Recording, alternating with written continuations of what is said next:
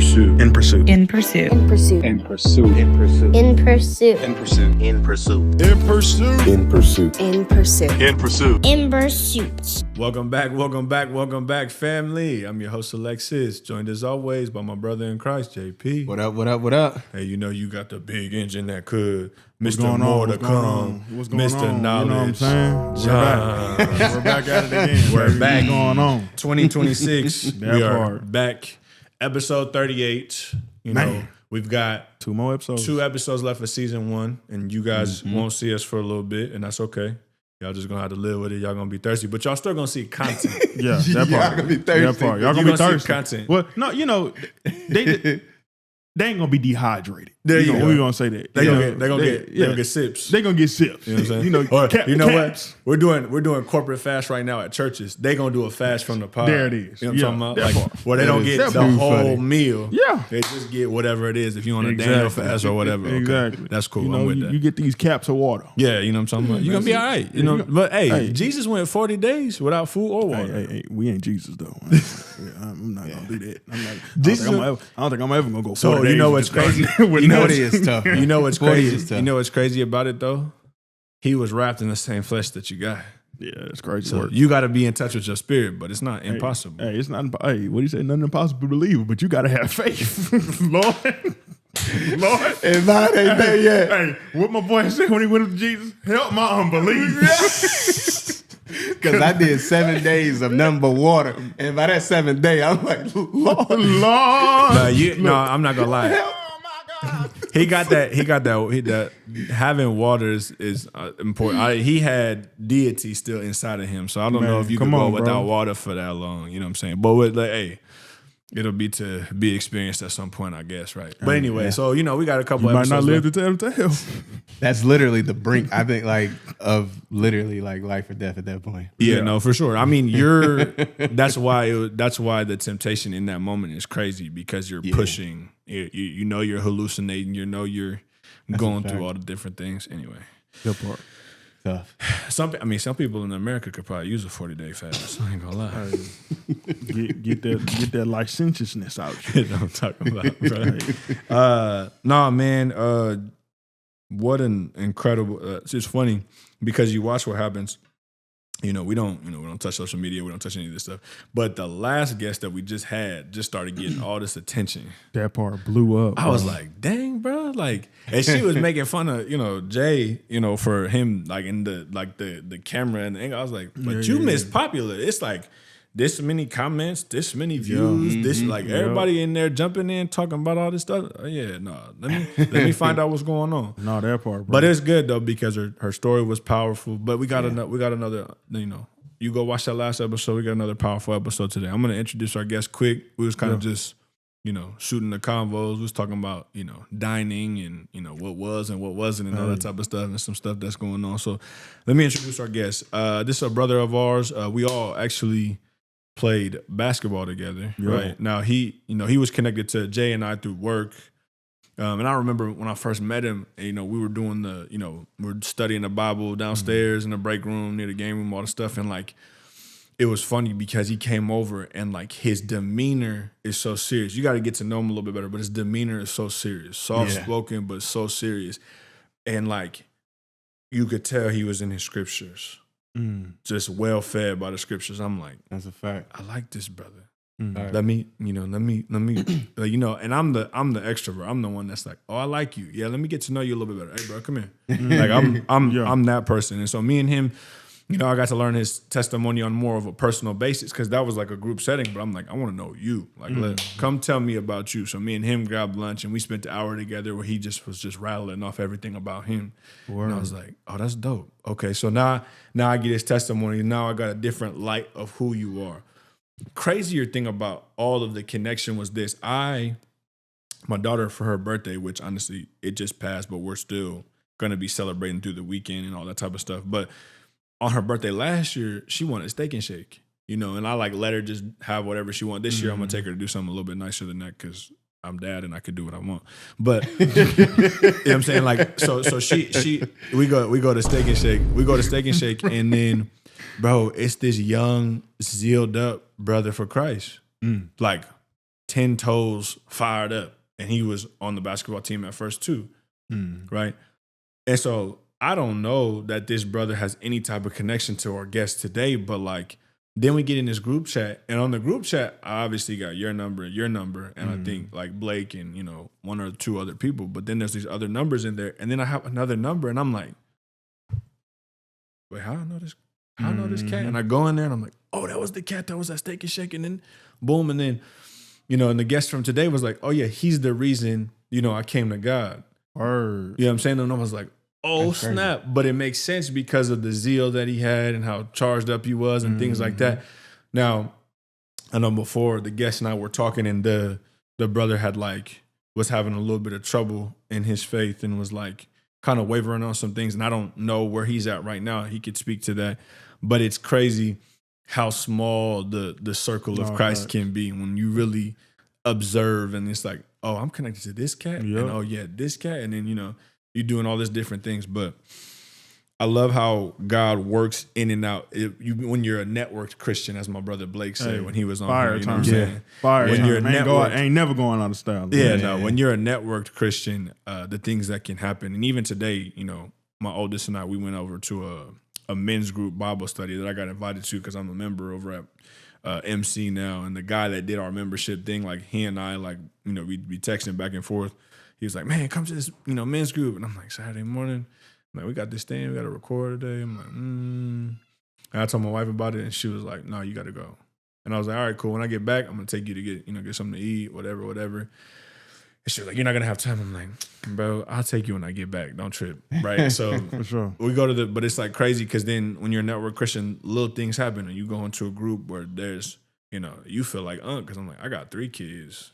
You about to have your first. You about to have your first. You just engaged. Oh yeah, y'all all young in here. Okay, all right. Besides the one that was hosting the group, because we went to Colleyville. If you know anything about Colleyville, it's nice out there. Okay. No, I ain't never been out there. Look up Colleyville. Look up Colleyville houses. Don't they? I think I rode out there to go to like that spa castle. Whatever it is. Whatever it is. No, do you remember, Pete, perspective, Colleyville, do you remember when brother that you just had lunch with, when he got married, and then there was the little reception get together that we had? That's where we was at. In Colleyville. Yeah. So you remember all that stuff that was out there? Yeah. Let me tell you, boy. And that's what I did go to. They got a fire spot out there. Yeah. So they got walk around that mug barefoot. Yeah. For sure. You heard what I said. Yeah. Huh? Walk around that thing barefoot. That's how nice. That's how nice it is. You know what I'm talking about? So anyway, back to this brother, this solid brother of God. Solid in the things that he does. You could tell, he's a brother not afraid to put his hands to the plow, work hard, do all that stuff, but has no shame about carrying the gospel with him everywhere he goes. And I'm honored to call him a brother, and I'm honored to say that he's here today to share his testimony. Without further ado, we're going to introduce Mr. Lewis Bokai. Yes, sir. Appreciate y'all having me. Of course, bro. No problem. Every time somebody come on, we're like, man, you were supposed to be on here. We just didn't know when. Yeah, we was gonna fit you into the. I don't take bringing a guest here lightly. I observe behavior. I observe who someone is. I observe a lot of things before I'm like, hey, bro, come on, like let's really do it. And so just know that I know who you are, and the Holy Spirit within me has revealed to me the things about you that, are what they are. And, everyone can have an opinion, but I do my best to look at everybody through a biblical lens. And who you are, brother, is just a solid man of God. Yes, sir. Glad that you're here today. Yes. So, man, obviously I got all the notes and all that type of stuff in front of me, but tell us just a little bit more about you, the things that you want us to know about that maybe are just practical things. This is who Lewis is, and everything that you'd be comfortable with sharing with the mics. Yeah, I mean, Lewis is just a chill guy, He mind his business. What you doing over there, bro? This dude is crazy, bro. I guess it depends on who you ask. Like, yeah, some people may say, "Oh, like he a yapper." Some people may say, like, you know, he do too much. Some people might, you know, come into agreement with, I'm a chill guy, you know. It kind of just depends on who you ask. So, So okay, then fine. So now you making me. Now I can dig on that. Who would say you a yapper? You talk too much.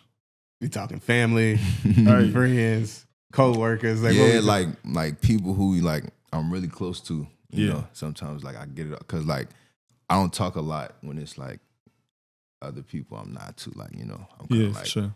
I kind of observe before I kind of open up. Yeah. So after I observe you, yeah, I might start, you know, yapping a little bit. I might start cutting up. You know, and then, you know, some people like, yeah, you know me, but you don't like.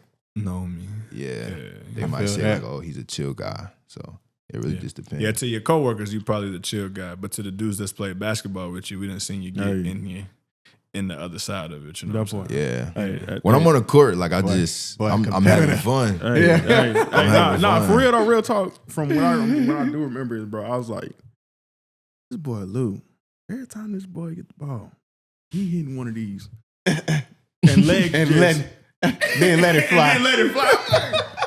I'm like, oh, this boy having fun. Bro, we'll get in the huddle. Hey, we're going to pass the ball around. We're going to make a couple passes, and then we'll find the open man and shoot. Lou the open man. On 3. All right, Lou, take it up. Take it up, Lou. This Lou 2 seconds later. No, look, he hitting.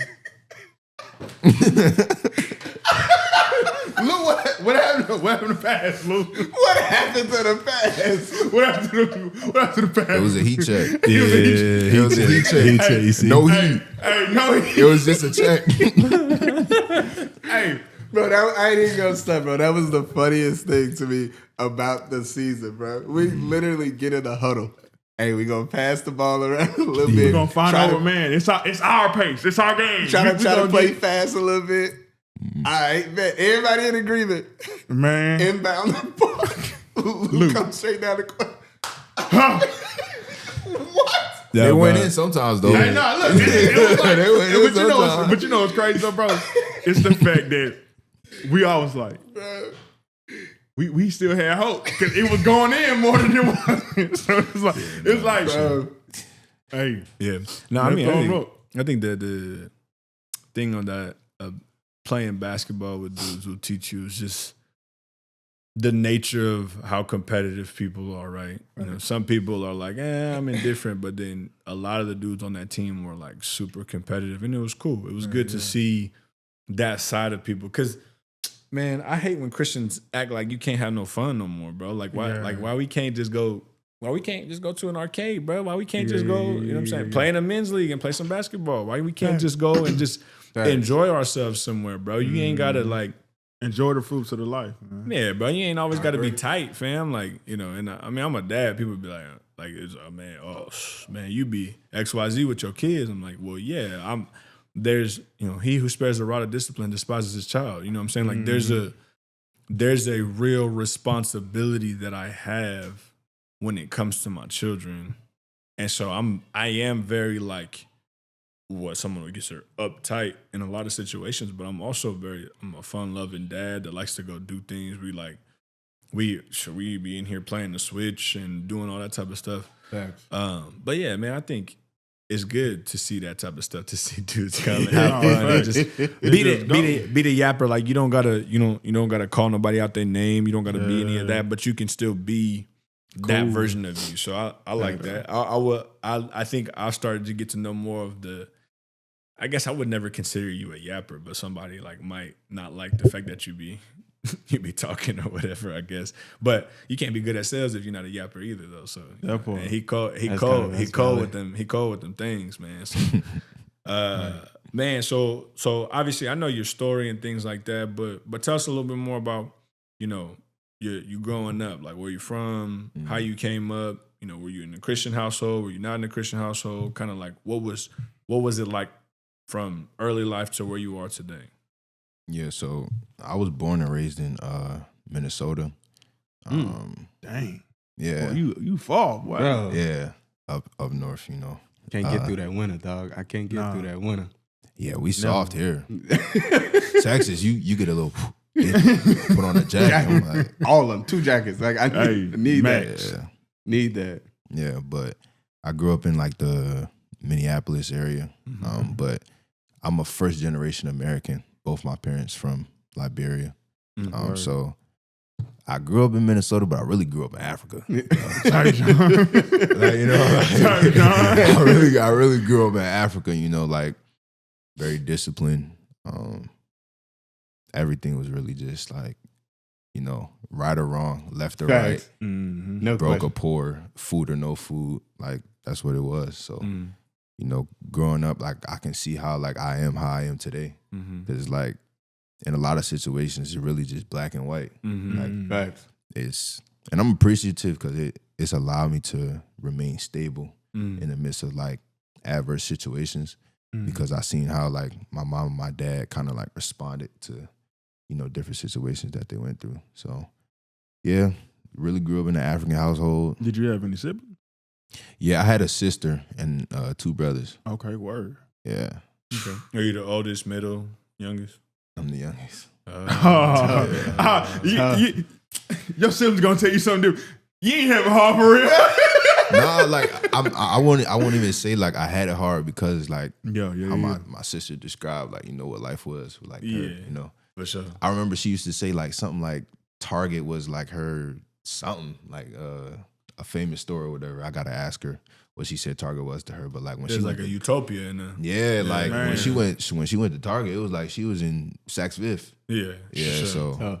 Yeah, that's So- crazy. Oh, I was just about to say. So, like, between your siblings, since you're the youngest, how many of your siblings were actually born in Africa versus like you being born here? My oldest brother and oldest sister, well, my only sister, but yeah, they was both born in Africa. Yeah. Word. How old were they when they came here? My sister was like 2, Okay, yeah. and then my brother, I'm not sure. Like newborn. Because he's younger than. Is your sister the oldest? Or is he older than your sister? I think so. He might be. I don't know, fam. Brother, I don't know. Bro, blink twice if they was messing you up. Bro. What's going on?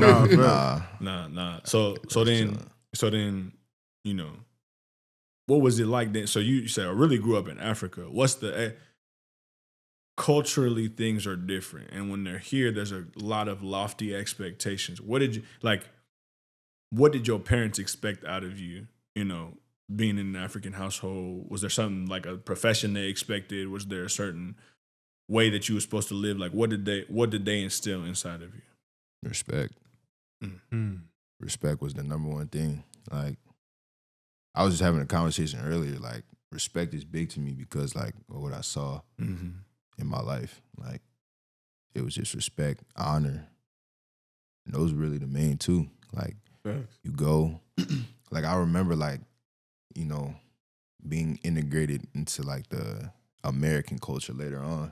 They kind of look at him like, hey, what's up with this kid? Because like I remember I would go and find like the parent or the house owner, and I would go greet them, and people like, why are you coming to my room? I was like, I walked in your house and you have to know that I'm here. So I seen the difference between, you know, how we grew up, because if you didn't do that, yeah, they might like, what's up with you? Like, they might, you know, like you said, they might pull that rod out, you know. But you know, African rod's a little different, in my personal opinion. But you know, we can't speak about that. It's crazy. You know, the laws is different, you know. So I won't get into specifics. The African rod is different. the African rod probably start with an MG. The community. What that do you think grew you up are in, doing? Was it that type of culture? Was it more of an African-based culture in terms of the community, or was like that you actually, you know, that you grew up in, or was it more Americanized that you was kind of sheltered away from it and kind of was kept, you know, close to the fold? Like, how would you describe that? It was very much so African. Oh, the community and everything. Yeah, everything. Word. Like I'm telling you, like I grew up in Africa. I was just in Minnesota. Just in That Minnesota. was it, you know. Bro said across the water, but not ain't left. But I mean, but you got to think about it, bro. Like, I mean, I can resonate with that a little bit, because like when I moved down here from Louisiana, like I moved here when I was 2, but like you can't take the hood of New Orleans out your parents. Like when people ask me, like I remember going to speech therapy because they was like, you can't talk right. I'm like, what you mean? Like every time I talk to my mom, I understand what I'm saying. Yeah. You know what I'm saying? Like what you talking about? Like I'm saying 4 and you talking about 4. You know what I'm saying? 4. Like, yeah, like what, okay. No, you heard me. I said 4. Yeah, I said 4. You know, like, but I can understand that, bro, because like it's a lot of things that I realized that, like, though I grew up in Texas, like in terms of area, like values a little bit off from my Texan friends. Yeah. Like I chill with them and they like, why you all in my mama's face like that, bro? You tripping? I'm like, well, you don't pay bills here. And I understand that. Cause like, like, That's a hey, fact. like, hey, like this your people, like, I gotta respect your people before I even begin to learn who you is, respect who you I can't is. be in their house. Like we got an interaction that we got at school, but when I'm in their house, I need to make sure that they know I'm who I tighten am. up. Yeah, What's I'm like, I going gotta on. tighten up. I'm not gonna be one of your friends. Be like, stay away from knowledge. Yeah. I promise. Promise, Mama I'm- hit you with that quick. Man, nah, bro. you can't You go can't over be there. around You them. can't And go that's the thing. Yeah, you can't come. Yeah, not that little boy can't come to my house no more. Yeah. Quick. walk in the house and don't speak to people. in the Yeah, house. yeah. Oh, Boy, bro. man, what? Charged up. And that's another thing. bro. Like, I remember like having friends come over and they like, come on, let's go to your room. And I'm like, you just gonna walk past my mama? And we gotta ask my mama for. Yeah, we got it. We living room right now, fam. Yeah, we in the living room. You can't come I to my bring room. the game up here. Yeah, I bring the game over. I unplugged the whole television. But you can't come to the room, bro. Nah. Well, what's crazy about that too is like even us, like my daughters have their cousins over here, and one of them's a boy. Like the doors stay open, fam. Like y'all Come can on, go in bro. there and play. Yeah. The door open. Yeah. Like, which I thought this was. Yeah. You know what I'm saying? No Like, problem. whatever y'all think, like, it's the same thing, like, kind of what we was talking about last week. Like, bro, y'all are my 2 best friends. Neither one of y'all has kept my daughters overnight. That part. You know what I'm saying? That there's just rules, fam. Yeah. Like, did you do any sleepovers? In my cousin's house. Yeah, see, It's the at cousin, the the cousin cousin's house. house. That's about it. Yeah. Hey, yeah, I had want to go to one- little. I want to go one to little friend. I want to go to That little part. Johnny's house. Come on. Hell no, you ain't going to little Johnny's house. What you think this is? That bro? part. You know what I'm talking about? Look, we don't- Look, he laughing because it's true, bro. Yeah, bro. You ain't going to Yeah. little Johnny's house. What I look like? Let me talk to his mama. Yeah, and growing up in Yeah, let me talk to Minnesota, his that's all mama. you see is Lil Johnny's. You either gonna see Africans, Somalians, or Lil Johnny. Heard there's a community up there like that in Minnesota. That's Okay. crazy. Okay. Well, at least for me, because like I said, like That's Yeah, what it that's was. all- You just grew yeah, up in yeah, Africa. yeah. You grew up in No, Africa. You know what I'm saying? for Just sure. in Minnesota. yeah, So what's that? So because I was watching a video the other day, it made me laugh. I sent it to them too. They talk about code switching. For you, obviously you have a deeper voice, but like you don't really have an accent. You didn't grow up in Africa, so that's not there. Does it ever, like when you at home with your people, do it come out, or is it like, nah, this how you talk all the time? nah, I just talk like this all the time, unless I'm on the phones. But nah, this pretty much how I talk. I jokingly like say they like languages and slangs and stuff like that, but I pretty much talk like this all the time. Yeah. For sure. Yeah, no. Well, yeah, for you then, like obviously early influences, like are your parents, because I know with African culture things can be different when it comes to your faith. Like, what's your name? Security guard Stanley that work at the T-Mobile building right now. Like, he loved Christ. Like he followed God. Like, did your parents bring you up in the church too, or was it just like? It was my mom, like, brought me to church and stuff like that, but it was really my grandma. My grandma was like, I always see my grandma as like a devout Christian, like, For sure. like, like how people like, this lady's yoked up. I wasn't saying that at the time, but like, that's what people, I'm like, so she was always praying, attributing things to God. Like, she was the one that taught us like the Our Father and stuff like that, to pray over our food. So like, my first, I guess you could say, introduction to Christ was really my grandma.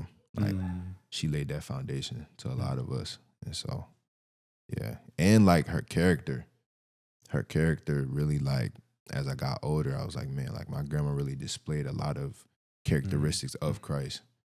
So I was like, okay. Yeah, Thank you, grandma. There you go. Yeah. There you go. that There you part. go. So then for you, okay, so you come up in Minnesota. How do you end up in Texas? Or what's the story behind? So like you had grandma you know, as your example of Christ. Just because grandma was the example of Christ don't mean Lewis was actually saved, right? No. So talk about that, and then we could talk about your journey, I guess, down to Texas. How do you go from seeing an example, having whatever it was, to then having your own encounter and really being saved and walking with Jesus? So I moved from Minnesota when I was 11 to Delaware. Now, That's a transition. man. Man. So it's funny because like my mom had called me into the room and she said, we moving to Arizona. So I'm like, no, like, I don't want to go. Like, football, my friends, my cousins, all like, you know, not to brag or anything like that. I was like that in elementary. You know, I'm running the playground. I'm telling you, like, and I was like a big nimble dude, you know, so I was like Travis Hunter, but like on steroids, you know, like I was running back, O-line, tight end, middle linebacker, D-line. They put that boy everywhere. I was like Wherever he needed to be. I was like a chess piece, you know. But yeah, anyway, I just like I like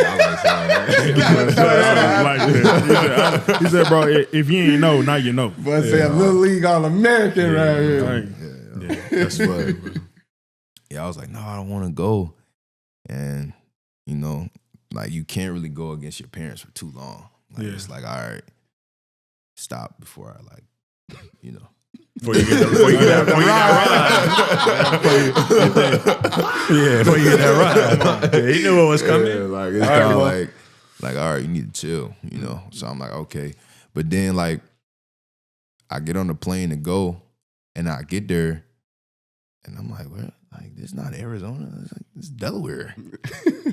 Like I'm like, okay, but like I never really like said anything about it. I was under the impression I was going to Arizona, but end up there. I stayed there for like, I want to say 7 years. Man, okay, so you 11. Your whole experience been Minnesota. Yeah. You go to Delaware. What is that like? The change from Minnesota to Delaware. Talk about like 3 key differences for you specifically as you go there. I mean, it hit me immediately. I mean, shout out to Delaware, you know, like, you know. Shout out Careful, because if we don't shout them out, it might be trouble for me. You know what I mean? Like Fact. Delaware is cool, you know, like a lot of the ways of, you know, culturally and the way that I talk came from there. But man, it wasn't nothing nice. Like when I first got there, like the people was just mean for no reason. Yeah. So I'm like, what is this? Like, I'm like, yo, like I want to go back with my cousins. Like we was outside playing football. These people mean. I remember, I'll never forget it. It was like my first day of school. This girl, like I had picked up the pencil because I ain't had no pencils in my book bag. And she lifted up her hand. She was like, I remember her name too. Her name Ajay. Oh, bro, you know how mad bro, you know how damn bad you gotta be. How mad you gotta be. Remember your name. Hey, like, Just still remember. bro, because Then shout her out on the pod. that was like a, you know, I mean, listen, who, like, you know, you doing your thing, you know? You know, but like, she had lifted her. She said, Lewis stole the pencil. I said, what? I just picked the pencil up off the ground, like. And I looked at her. I said, like, you really snitched on me. I was like, yeah, we don't do this like back in Minnesota. She said, you can go back to Minnesota. This ain't Minnesota. Dang. Straight out the gate. Wow, okay. This is the type of time we about to be on out here. Yeah, like, Yes, indeed. I'm just like, okay. Set the foundation quick on you.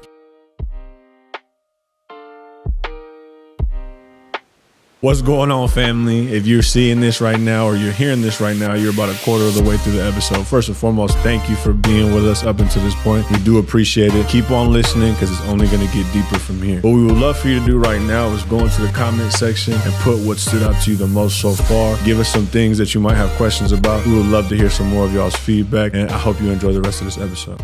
So like, yeah, like I kind of like just boxed myself in for a little bit, you know, kind of observed, and I was like, all right, to fit in, you got to be bad. So then I started being bad, and then my mom was like, all right, you know, we're not doing that. One of her friends kind of like waved the red flag, like, hey, you know, again, this is not Minnesota. You know, you might want to take your son to a private school. So she takes me out of my middle school, that I was going to. Then I go to a private school from 7th grade all the way to graduating high school, which that was like a big transition because, again, it was like I went from the Johnnies, then I'm with the, and then I go right back to the Johnnies. It's like He said we was with the ninjas. like so I'm just like okay, folks. And so I was really like I was kind of scared a little bit because I was like private school and then it's Catholic. I'm thinking like, yo, if I get the answer wrong, they're gonna whoop me with a ruler or something. Facts. Hey, that would have been my my first thought. I'm telling you, man, that would have been my interpretation too. You're not Like, far off. Listen, I was petrified. Like I'm like, yo, I don't know what I'm walking into. Yeah. I think I seen a movie or something. I'm thinking there was gonna be nuns in there. Yeah, like no, Hey. at that age, that would have been my whole. Boy said first rule walking in the door. Yeah. List the books of the Bible. I don't know. Like,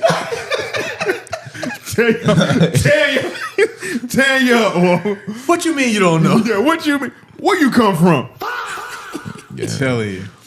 Oh man, nah. So I'm gonna button all this up with a couple of scriptures because y'all are funny, bro. Proverbs 22:6 says, "Direct your children onto the right path, and when they are older, they will not leave it." That's shout out to grandma based on what she was talking about. Romans 5 verse 8. But God showed his great love for us by sending Christ to die for us while we were still sinners. So that's like the transition into Delaware where there's a lot going on. People are mean. They don't really care what your experience is, whether you go back to Minnesota or not. That's there. That's what, that's what I would probably attribute that to. And then you got Psalm 51:5. And we'll kind of talk about a little bit more of just kind of how you came to the Lord through all that transition and stuff like that. And I've got a question, but for I was born a sinner, yes, from the moment my mother conceived me. Right, so all of us are sinners, no matter what it is, and so I think that's the thing that's funny because there's a lot of these Christians that'll like try to pretend when they get zealed up that they're holier than you, and it's like, I mean, or like as the example I had last week, we had a Black Hebrew Israelite in our presence quite a bit, and oh Lord, yeah, and they it wasn't at the building, was it? Nah, bro, no. My oldest is actually my younger brother, and his father was here, and he's a Black Hebrew Israelite. But it was funny because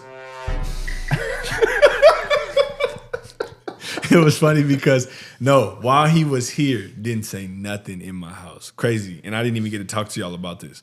Didn't say nothing while he was in my house. Soon as he leave, he starts sending little dude screenshots, videos, things about who the true saints are. And the thing that pissed me off. And then like it had me ready to like really go like, bro, I'm a table flipper. I don't, you talk about what type of Christian are you? I'm the one that, I'm gonna walk in the building and if it's really like, what's up? It's, that.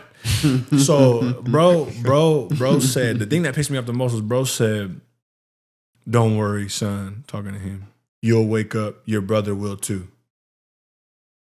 And so for me, I'm like, I'm very awake, dog. Don't get it twisted. Who you think you're talking to? Your belief is that my wife and my kids are going to hell. My best friend wife, she going to hell. They're like, nah, dog, we ain't going for that. But you wanted to wait. And that's what I'm saying. Like, that's how you know it's a demonic spirit, because it was scared when it was in my house. It was trembling. You wanted to wait till you was out of my house to get bold and to buff your chest up. Okay. That's cool. what happened. That's crazy work. Anyway, so that's what you see. So then talk about that. So you deal with, the transition of, he said, I was with the Johnnies and then I was with the Ninjas and then I was back with the Johnnies. What's the transition like going from what you had to then public school where people was mean and then mom was like, oh, he acting bad, put him in private school? Like, was private school any better or were kids still acting up? Or what was how did it all work in the transition for you? And then I'll have Jay kind of talk to you about your salvation, but how did that transition go for you? Was it good? Was it bad? I mean, it was good, like when I was in middle school, I'll say that. When I was in middle school, like, it was just like, the Johnnies was good, so, but then when I went to high school, it's like a mix now. right? Because essentially what was going on, like we had a nice basketball program. And you know, like it take the ninjas, like you said, you know, to make a good basketball program, you know. So it was like a mix. It was the ninjas and it was the Johnnies. So now I'm like perplexed because I'm like, wait a second, I'm familiar with the Johnnies now because I've been going to private school for 2 years. But now I'm like, oh wait, the ninjas is here. You know, so I'm kind of like, oh, okay. So like the first couple of months, you know, I'm with the Johnnies, and then the basketball season started. Now I'm with the ninjas. That part. We was cold We back in the phone. You know, so Hey, that boy seen them walking in. like, so yeah, like, you know, like I said, middle school was cool, and then high school, it was kind of like a mix of the ninjas but overall, private school was good. Like, it was stuff that happened, but not really like nothing crazy or anything like that. If I went to public school, it probably would have been real crazy. a little crazy. Out there in Delaware, bro. They got some stuff going on out there. Yeah. Well, I ain't know Delaware was like that. Bro, the DMV?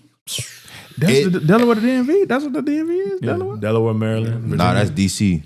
Nah, yeah. That's DC. Is it DC? Yeah. We claimed it like, yeah, Delaware, Maryland, Virginia, but nah, it's DC, man. But they all right. They all right there. Delaware, like on the dang board.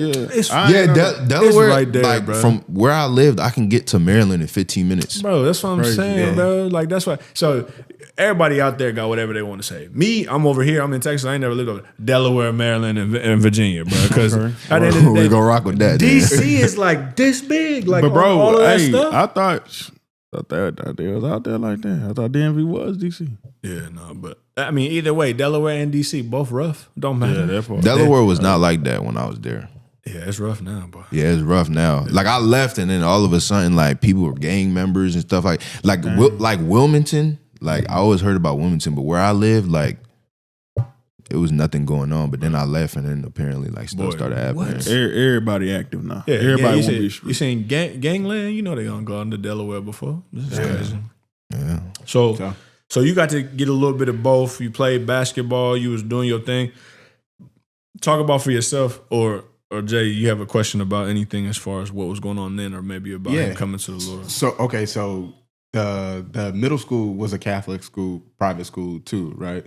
Mm-hmm. So what was like the faith foundation within the school? Like, did y'all have like regular chapel services? Did y'all pray? Like, what was that dynamic like, during that time? Yeah, so we was required to take theology every year, and we had like weekly mass, and then like they also had confessionals. I think that's what they called, where you go in there and you sit with the priest. And like you just confess your sins. But I didn't know what that was. Like, so I would go in there and I'm like, they used to make us call the dude Father. I was like, yeah, Father, I stole a pencil and I used it and I don't know. Because I'm like, what is a sin? Like, what are you talking about? Bro kicked my middle school at least 2 years. Bro was in that Catholic school and ain't know what a sin was. You know,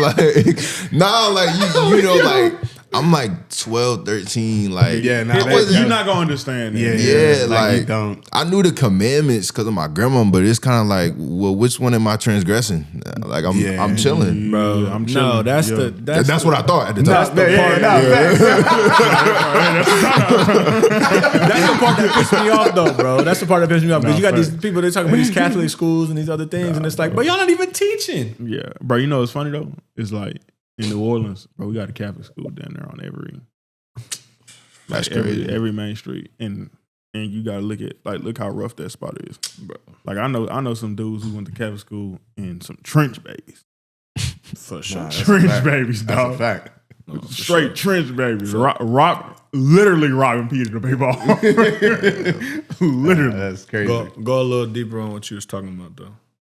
Yeah. So okay. So now, so you required to go to all of these, the chapel, the mass, and all of this stuff. what was your understanding like by the time you got to high school? Like, are you bought into this culture at this point? Did you question things? Were y'all allowed to question things like while in school? Like, what was that kind of dynamic like? I really didn't think about it. It was just a part of what I had to do. Facts. So like it was like, yeah, I believe in God, but I'm just here doing what, I'm supposed to do. I feel that. That probably would have been my understanding too, because I'm just thinking as an athlete, like, like I'm here to stay out of trouble and play ball. Like that's it. If I gotta go to the chapel service, then so be it. But what I'm saying, like I understand the foundation, but it's like I don't really. I mean, but also, bro, like, and tell me if I'm wrong, Lou, because I know this. I would love to hear your thoughts about this, because I know my cousin, he went to a Christian academy, right? Christian school, chapel, all that. And like a lot of the kids there, bro, like ain't on that now.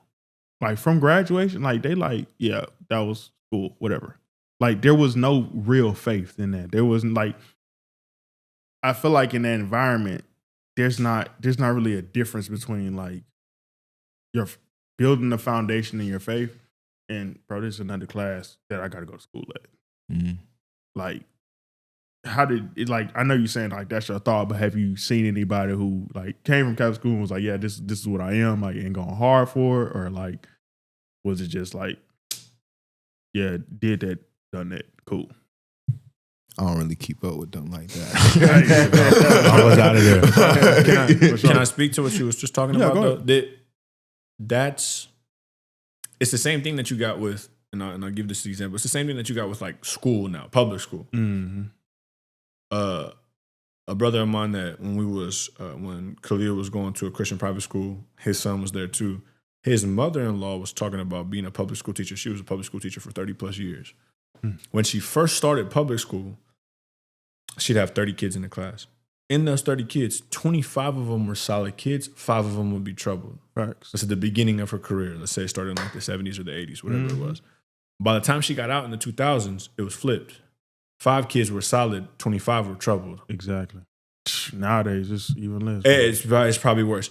And they get to do all this stuff where they like cheat and kids can retake tests and retake tests and retake tests. Over and over again. Nobody fails. Yeah. Crazy. I literally just met a dude today that said he stopped teaching 7th grade curriculum because half the class was behind in the 7th grade. But anyway, the part of that's the challenge is that people ain't parenting. That part. Right? So what does that mean as far as like these kids that went to a Christian school but no longer have the faith?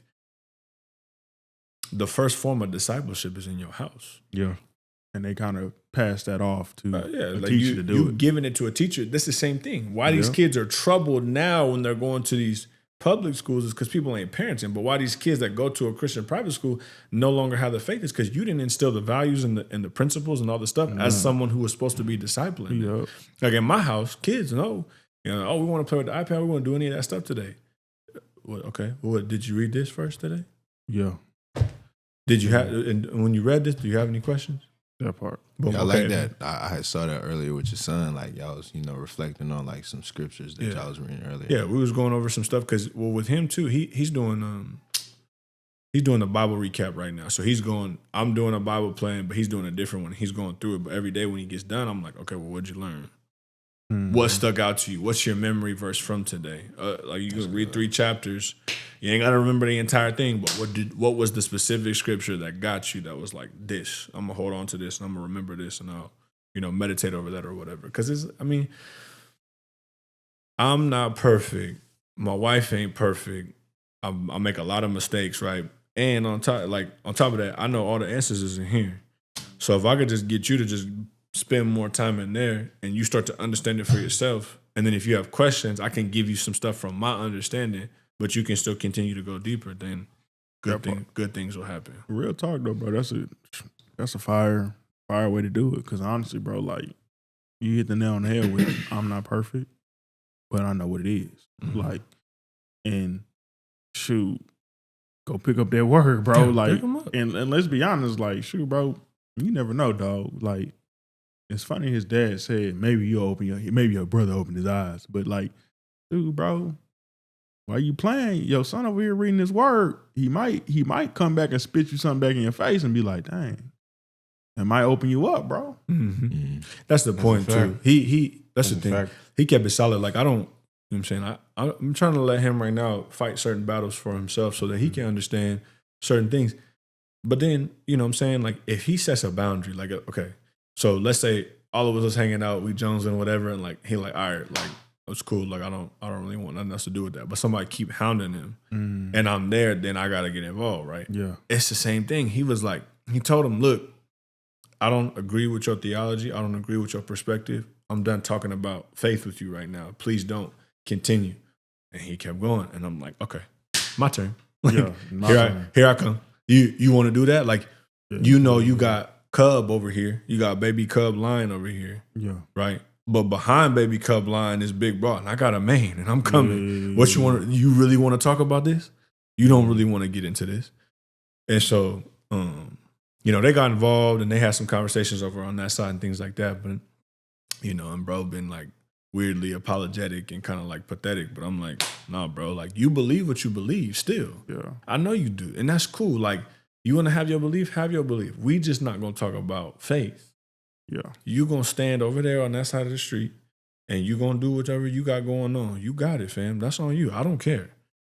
Decide what you want to do. Just understand you're not allowed to talk to these kids about faith no more. Him and then my little sister included.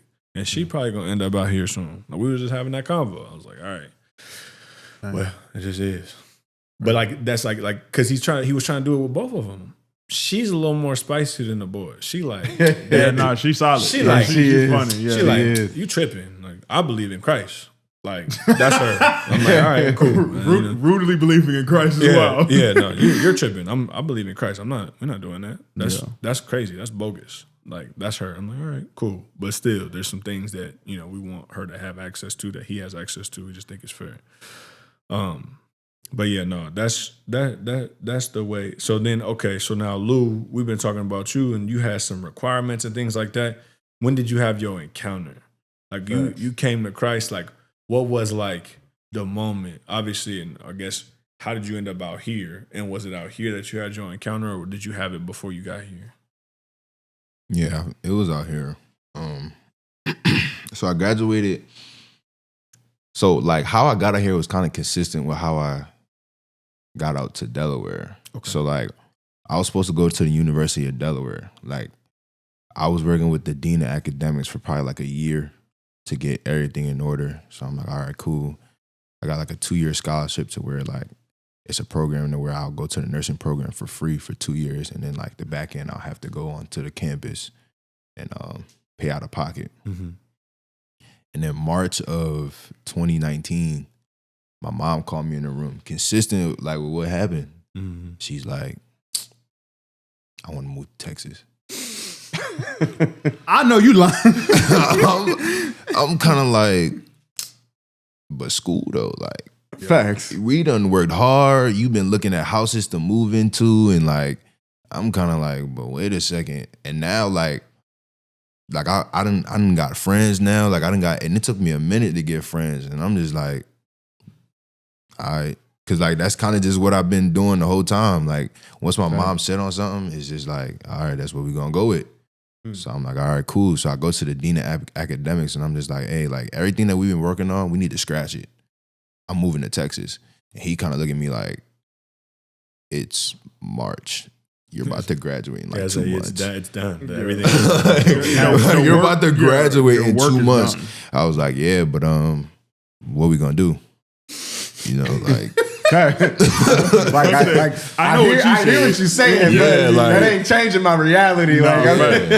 So then he's like, okay, so we put in all these applications, and I get a scholarship, a partial scholarship to the University of Dallas. So mom's like, another Catholic university or Christian, something like that. We actually work right near it. Yeah, so then she's like, okay, we'll go with that. She's like crunching the finances and everything like that. Like, all right, cool. So then I'm under the impression that I'm going to the University of Dallas. We move out here, and she's like, the money's not right. you're gonna go to community college. Man. He hit both on them. both. Bro. No, because like it was like we was already out here. I'm already like, yo, Yeah, I'm you about ain't to got no start choice. You school ain't got no like choice, next yeah. week. You know, like That's crazy. you know, I'm thinking like, all right, I'm about to go get my dorm room and Yeah. nah. Fam. Hey, I'm your roommate. So I had to I remember I had to fly back to Delaware to go get my transcripts again. So I go back to the dean of academics. He's kind of like, bro, I'm done with you. Like, you graduated 3 months ago. Like, what do you want? I was like, yeah, but I just need my transcripts to go take it back to the community college. End up going there, and I was really just by myself. You know, community college, like you walk in, you do class, you walk out. Yeah, we walk out. That was it. Ain't no activities. I mean, it was a little bit activity when I was going to a different campus, like, because I was in the intramurals. Yeah, there's always. Yeah, like I was playing that, but then like COVID hit, Mm. you know, and I was Damn. like, I couldn't imagine being in college during COVID. Fam. Hey, it was a fun time. Really? It was a fun time. nah, I couldn't imagine. But- either. well, But you- I mean, you was on played campus. rugby though. Yeah, And you That's were different. on That's a campus, different. right? That's a was on- different. but we was on campus, bro. Yeah. We was on campus, like, That's but good. in I ain't gonna lie, bro. It was a lot of folk who would have dropped out their freshman year, but COVID saved them, bro. For real? Bro, because you gotta look at it like we hit the campus, bro. Like, ain't nothing going on, right? Yeah. And they talking about everything open, but like be social distance. Yeah. You got people catching COVID left and right. Yeah. I couldn't imagine being in college. Yeah, bro. during And then COVID, you, bro. but guess what? The easy part is all the classes is now virtual. Yeah. So But I you got went to- people cheating I went to school and just in- getting over it. I went to school in Cali though, boy. So, you know, Cali during COVID, boy, it's like the Twilight Zone. You could have seen the tumbleweeds in them old shows. It's I'm already tumbleweeds knowing. running through the towns, boy. It was crazy over where we was at. Okay, so then COVID, right? Go ahead. yeah, COVID hits, and I kind of just forget about school. You tight. I didn't, like, I'm gonna be real, I didn't know how to work Zoom. I'm like, I don't know how to get on. So I really only tried like 1 or 2 times. And after that, I was kind of just like, all right, I'm gonna just work and just, you know, save my money and then worry about it later. But then I had to worry about it later.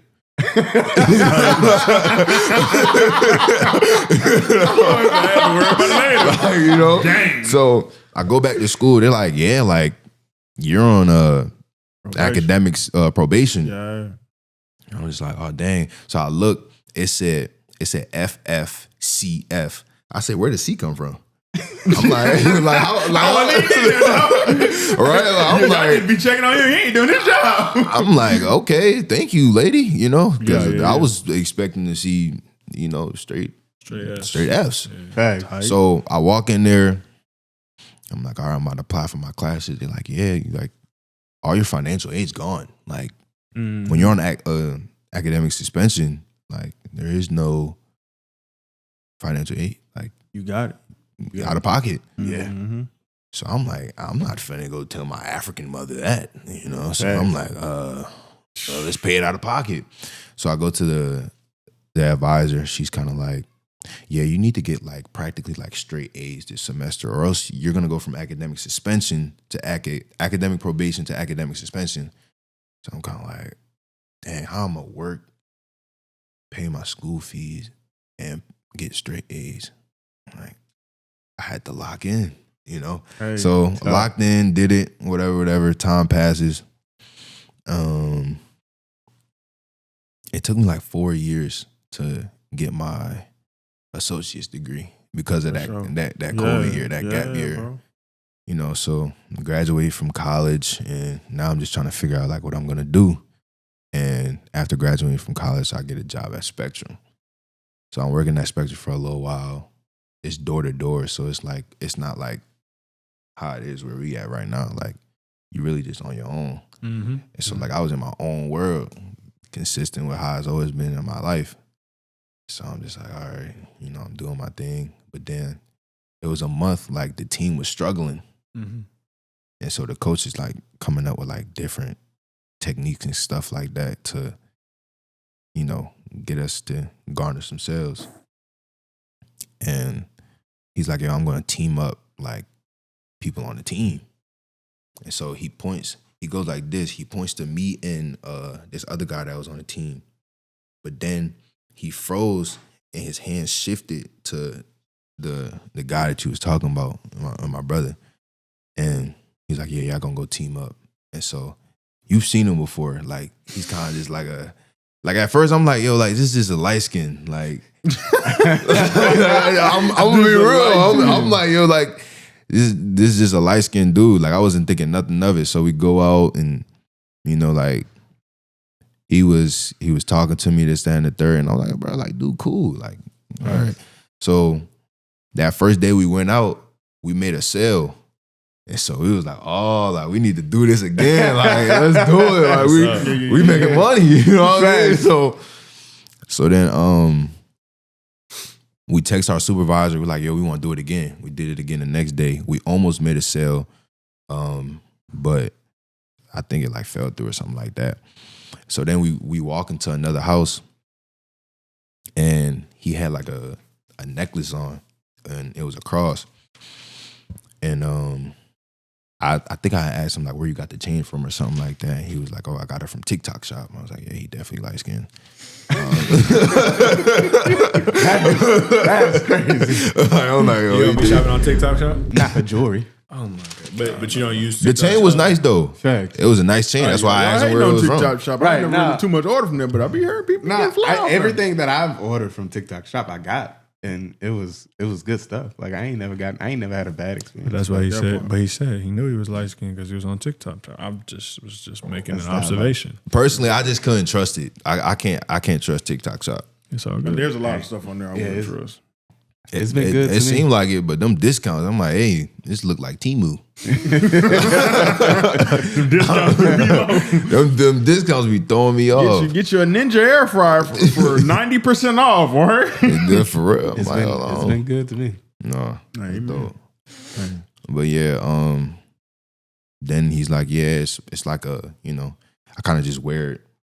And I was like, yeah, like that's you know, you sharing your faith. Like I got one, I wear it every day too. You know, me just just saying stuff. You know what I mean? So then he starts talking to me. He was like, well, where you at with God? And I'm just kind of like, I'm trying. You know,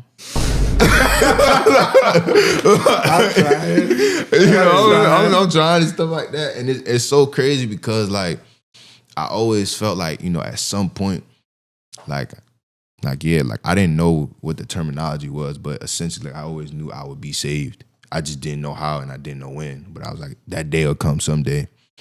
So yeah, he asked me, he's like, where you at with God? I'm like, hey, I'm trying, whatever, And he's like, okay, like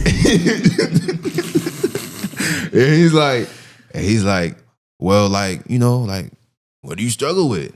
And just like any other young man, there's girls and lust and this and that. I'm like, yeah, okay. He ain't never seen it in my episode. I'm gonna need you to run that back. He was struggling with what?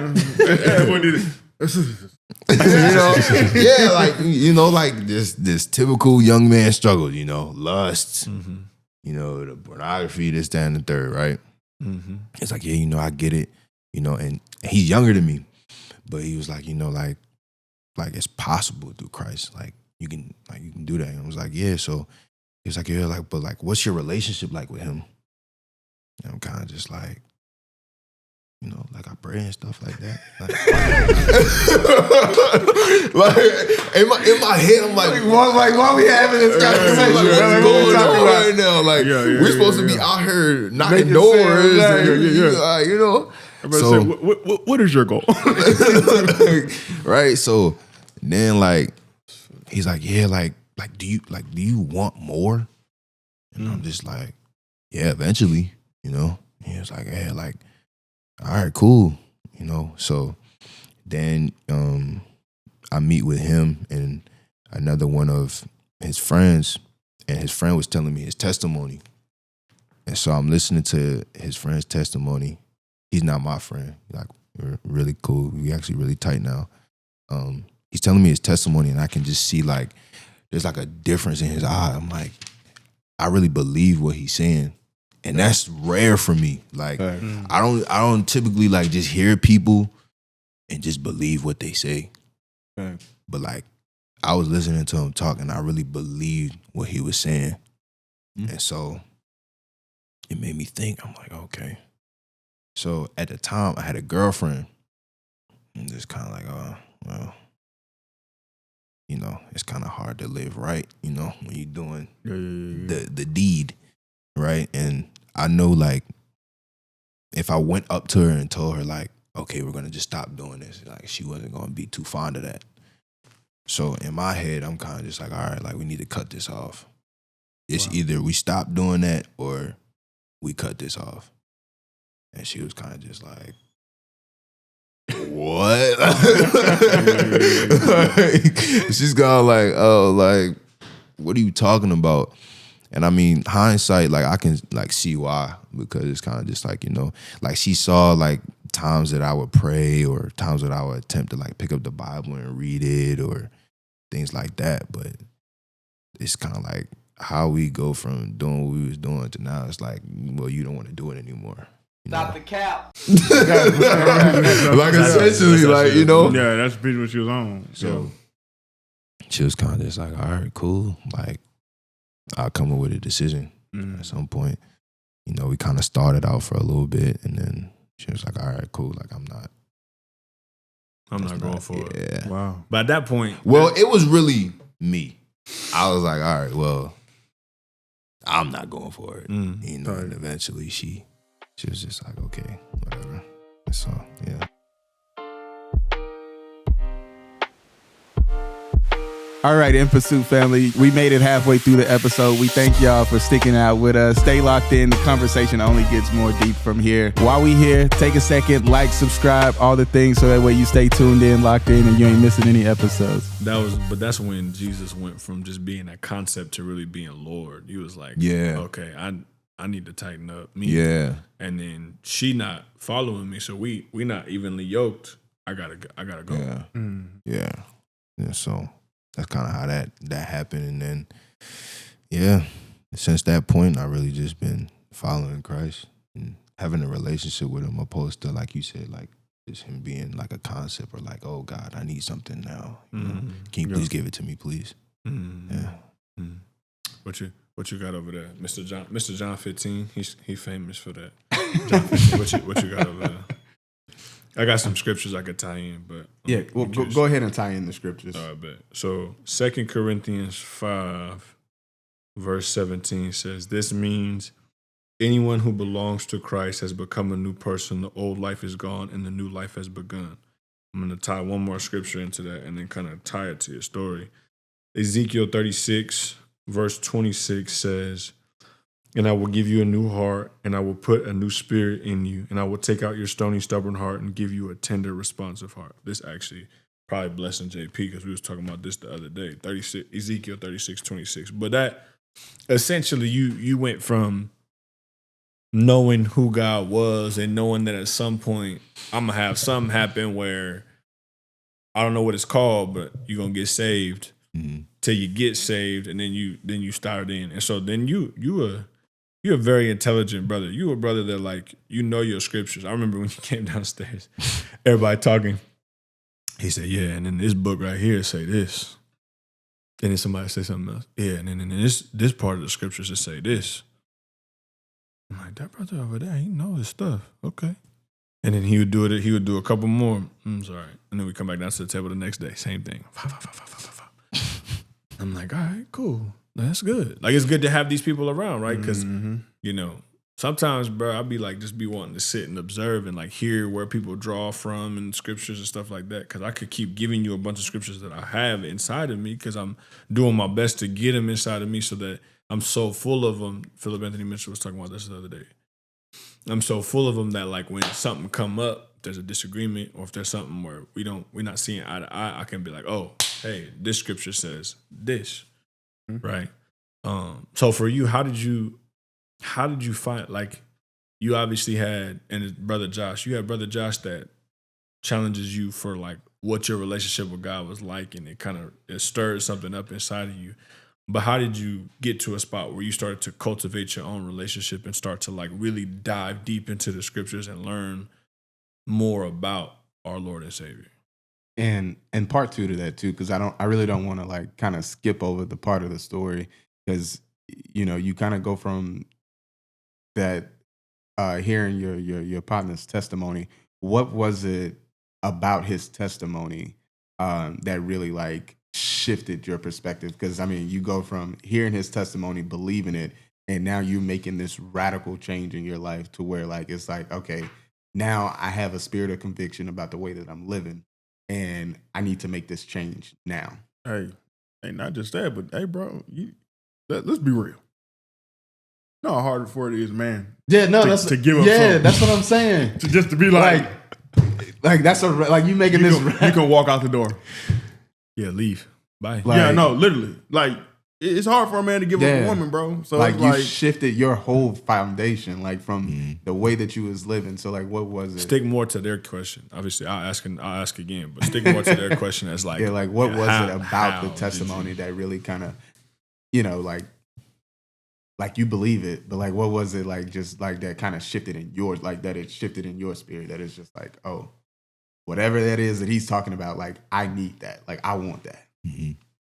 Yeah, like just him detailing what his life was like before, and I won't get into the specific, that's his business and stuff like that. 100%. But like what he was telling me, and then like everything, like the transition from where he was to now, like where he is, it was kind of like, well, it can only really be one source, 100. Because like the things that he was going through and the things that he was brought to, like you can't attribute it to a man.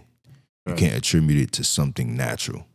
It was kind of like, oh man, so there was things that I was dealing with that I'm like, all right, I need something or someone that is beyond human understanding. Mm-hmm. So can I push on that too? Because we can't share his story. Obviously, you share whatever you're comfortable with, but if you've seen any of our episodes, we go real deep in the water. Yeah. So for you said you were dealing with things. So there's probably some relatability. What in your life, you're here, you're living in sin by living in a house with a woman that you're not married to. What in your life was going on at that time that allowed his story and the things that he was dealing with to resonate with you, where then you're like, I need that. Like that's spinning off of their question, but like what specific things were you going through that were like, man, I really want to be away from this? And yeah, I would specifically say the lust, like the lust and the isolation. Like I was very, very isolated for like the majority of my life, I would say. Because even when I was growing up, my uncle was kind of the one that brought me out. Like when all my cousins was playing video games, it was like they call me Marcy. That's like my childhood nickname. And like, Marcy, like, you don't want to play?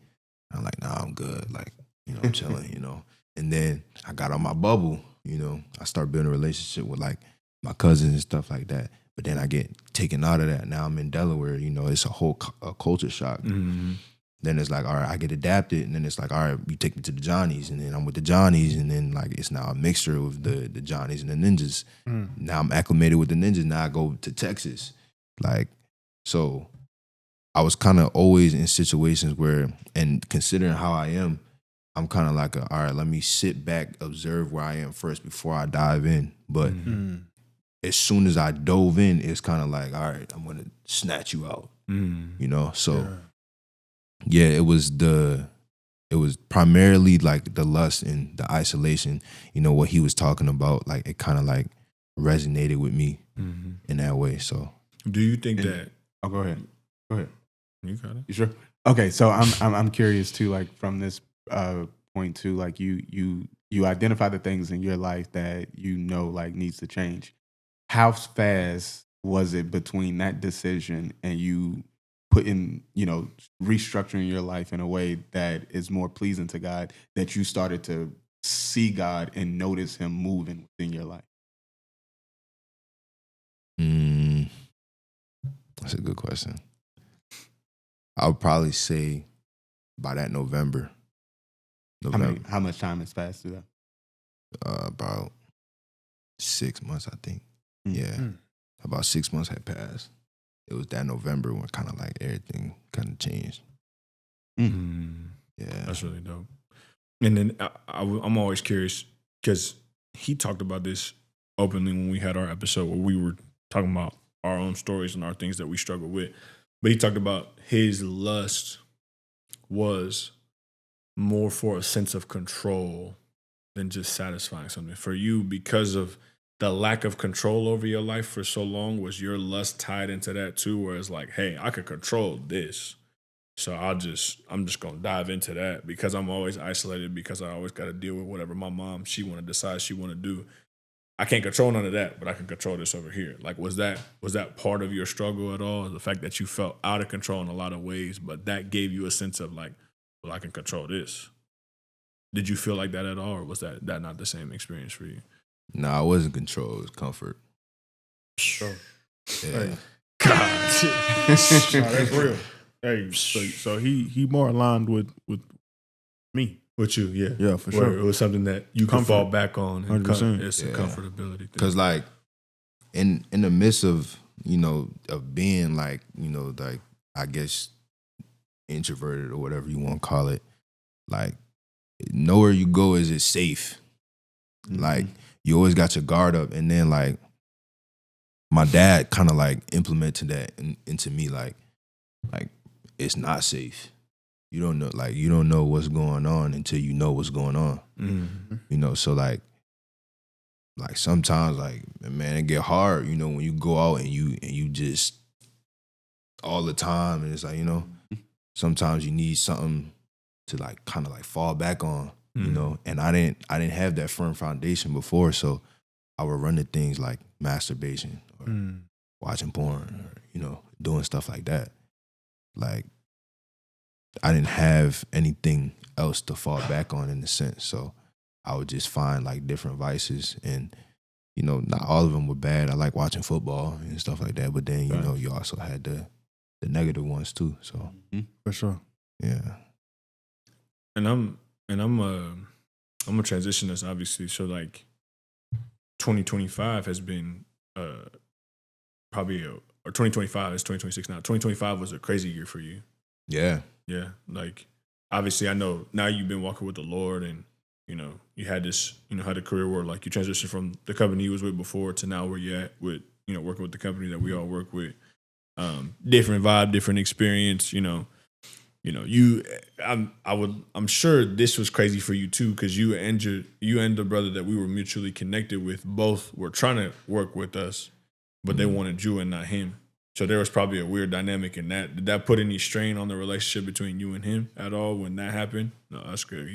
You guys were both solid brothers of Christ. I was just curious, like if that had ever come between y'all. But then, you go through that, and then you could talk about the testimony from this year. But I didn't know this until you told me the other day that you had suffered from some pretty serious things. So talk a little bit more about that and kind of what led to that, or what was going on, and then kind of what happened, and then now where you're at currently. Yeah, so like it was crazy because at the beginning of 2025, like I ain't have a 9 to 5, like I didn't have a job. So I was just doing like little things on the side just to put some money in my pocket, but it wasn't enough, so For sure. I was kind of just like, what I'm supposed to do, I'm putting in applications, I'm doing my little side hustles and things like that, and I'm just like, all right. But then it got to a point where I was just like, I can't do nothing else but just trust. And like I'm not gonna lie, like it was very emotional, like because typically like in my life it was, man, some way, somehow I'm gonna figure it out. But at that time, it was like, for the first time, I kind of felt like helpless. So I'm just like, dang, like, okay, I gotta figure something out. But then it was revealed, like, nah, just trust me. Just trust me, So I kind of like fell back, like I I fell back on filling out applications. Like I stopped worrying about finances and things like that. Obviously, you got to be practical about things, but I kind of just took my hands off of it. And then, you know, where we at right now came about. Mm-hmm. And so I start working there, and like, man, like I was just like, y'all don't even know, like, Bro, y'all don't understand. They be in there taking it for granted. He like, y'all don't understand. y'all don't man. understand. Like, it's I'm like, in here fighting for my life. man, like I'm like, yo, like y'all just don't get it, you know. So get there, and you know, like things is on like the up and up for a little while, cause you know, like, When you brand new, it is what it is. yeah, you know, Yeah. you know how it go. Mhm. So Fact. I'm like, all right, cool, like, you know, doing the thing or whatever. And then like out of nowhere, my life just got like real busy, like busier than it's ever been. Mm-hmm. You know, where it's like I'm barely spending time at home. Mhm. Like I'm all right. I go home, take a shower, get ready, go to work, and then, you know, I'm just going through all my days. Like whether it was I was in sports, I was in 2 different leagues at the same time. Like while we was in the basketball league, I was in the soccer league, or crazy. or and I'm like, or I'm going this place, that place. Like I'm just doing Yeah, everything. everything. Like 7 days a week, I was somewhere. Damn. Yeah. And then it all kind of just came, boom, crashing down. One day, it was August 24th. You know, I'm at a friend's house. I'm having a conversation with him. I stepped out the room right quick to go grab someone to join them into the conversation. I come back in the room, kind of like a chair just like this. I sit down, the back of my head just go like, I'm like, what? So I kind of like stay still for a little bit. So I stay still. And then they had said something, and I tried to laugh. And I was like, oh, snap. Like, that kind of hurt. Mm-hmm. So the whole time, like, they talking, like, I'm just mute. Mm-hmm. Mind you, I was just interacting with them and everything like that, but now I'm just mute. I'm kind of just sitting there. I'm like, yo, like, if I move, like, I feel like my head gonna do something crazy. So then another one of my friends calls me. He's like, yo, like, I need your help with something. I'm like, all right, cool. So I dash out the house to go to his house. And then I get to his house, and when I walked out the house, I didn't put on my shoes, because I'm like, dang, like this not no regular headache. Like, I'm like, bro, like, this is bad. Mm-hmm. So I'm driving. I got my hand in my head. So I get to his house. I walk in. He looks. He like, well, why you don't got no shoes on? And I'm kind of just like, I'm all right. And so he walk up to me. And he's like, are you good? I'm like, yeah, my head just hurt a little bit. And so he says, like, do you want some medicine? And so I say, I want ibuprofen. Because, like, for some reason, like, Tylenol and Advil, like, they just didn't work for me. So I'm like, I want some ibuprofen. So they go, they get the medicine, they bring it to me. They put it in my hand. They gave me Excedrin. And, like, but they didn't say that it was Excedrin, right? Like, I'm thinking it's like an oversized ibuprofen or something. And so I take it, and then I'm helping them out with what we was doing. And I'm kind of like, nah, like something don't feel right. Like something really don't feel right. So I step out the room. I kind of lay down for a second. I'm like, nah, like something really don't feel right. And so then I go into one of his guest rooms. I lay down on the bed for a little bit. And I'm like, okay, something's happening. So I'm like, so I wave down. I'm asking for help. I'm like, yo, like something's going on, you know? And like I was just like, my head just started like, now the pain from the back of my head kind of like transferred to the front. And my right eye, like it just felt like it just couldn't open. Mm-hmm. But somebody had saw it, and it was like, no, like your right eye went like white. And I was like, what? Okay. So it went away. Mind you, that was when I had the stroke. So it died down a little bit. Like my head still kind of hurt, but I'm like, all right, I'm about to head home. And so I'm driving home. As I'm driving home, I'm probably like 40 minutes away from his house. I'm driving. I'm 30 minutes into the drive. All of a sudden, boom, boom, boom, boom, boom, boom. And then like I can't breathe. So I'm in the car.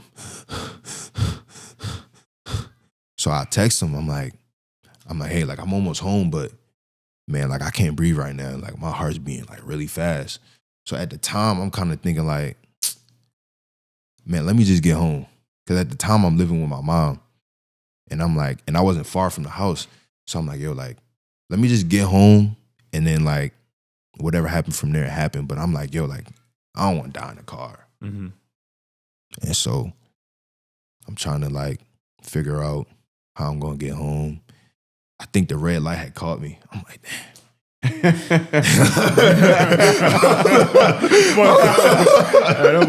I'm like, damn, bro. Like, shot. You know, like, so then, you know, I make it through the red light and then I make it home. So my friend called me. And so at the time, I'm not even thinking about how I'm going to get to the hospital. But I'm like, all right, I got a shot. Like, I'm about to make it to the hospital. We good. Like, they're going to give me some medicine. Like, we straight.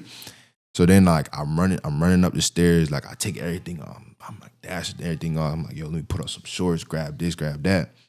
And so as I'm changing my clothes, I kind of, like, just collapse.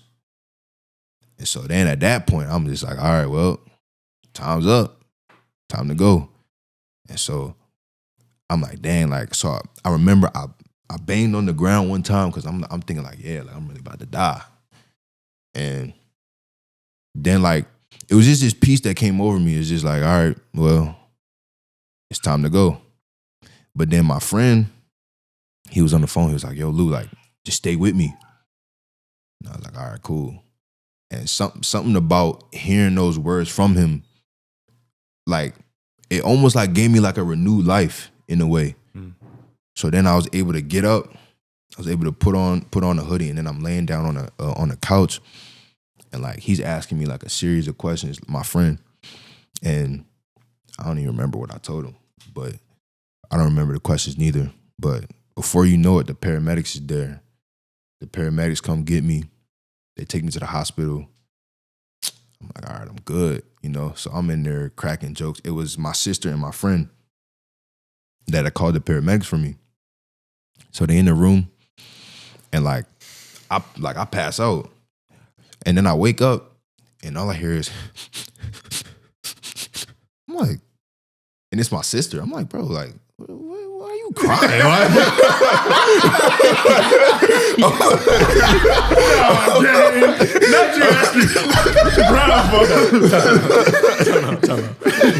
Bro, we all intrigued. We all sitting here. Yeah, bro. Listening to this man's story. He's like, bro, what you crying about, bro? What's wrong with you, man?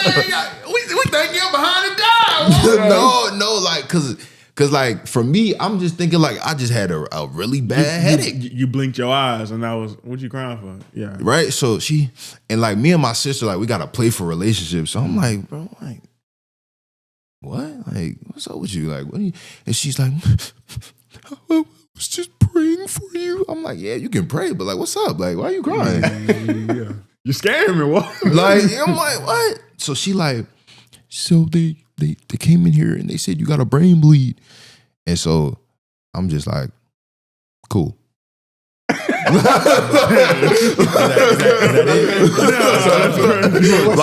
a brain, but like I don't like at the time. I'm gonna be real. I'm like, okay, my brain's bleeding. Like, all right, put a Band-Aid on it or something, right?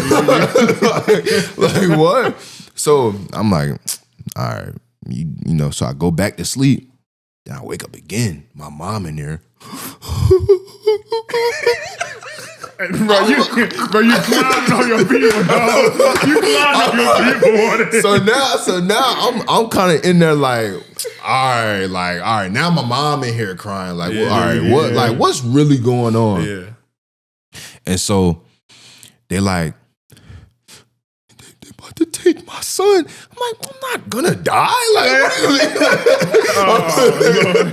in my head, I don't say this out loud because I'm gonna be respectful. I'm like, I'm not gonna die. Like, what? Like, okay. Nice. Like, so then, you know, I'm kind of just looking around like, all right, I go back to sleep. Then I wake up, I'm in an ambulance.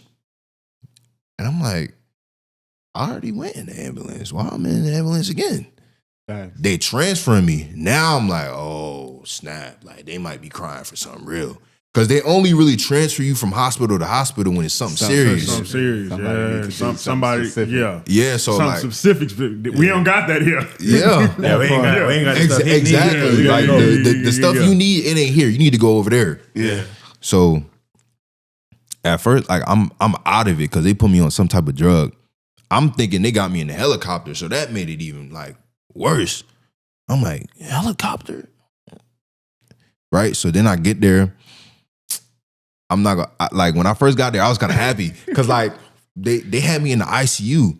And the ICU room's like, I'm like, man, it's lit. Like, it's like a little condo in here.